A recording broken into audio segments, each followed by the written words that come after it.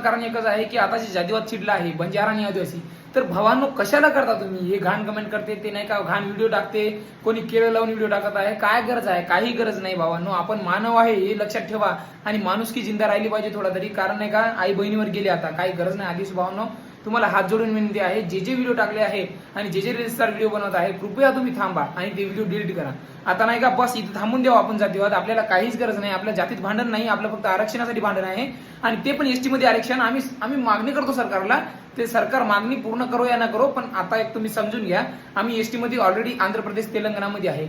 तर आमच्यावर अन्याय होत नाही आहे का? तुम्ही तुमचं मत मला कमेंट मध्ये सांगा. आमच्यावर अन्याय होत आहे ना? फक्त महाराष्ट्रामध्येच विजयंती का? आम्ही हेच मागत आहे की आम्हाला इथं पण एसटी करा आणि तिकडे पण एसटी, म्हणजे वन नेशन वन रिजर्वेशन असं आम्हाला म्हणायचं आहे.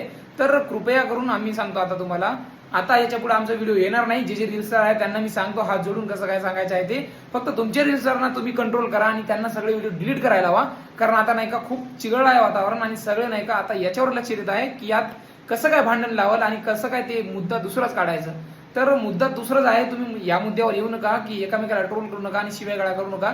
कृपया करून तुम्हाला हात जोडून विनंती आहे आदिवासी भावांनो, सगळे व्हिडिओ डिलीट करा तुम्ही जे टाकलेले आहे आणि आता याच्या पुढे व्हिडिओ येणार नाही असं मी तुम्हाला हमी देतो. आणि माझ्या समाजाला मी समजवतो, तुमच्या समाजाला तुम्ही समजवा आणि तुमच्या रजिस्ट्रारला तुम्ही कंट्रोल करा. मी माझ्या समाजाच्या रजिस्ट्रारला कंट्रोल करतो. जय आदिवासी, जय शिवालाल, जय भीम, जय संविधान.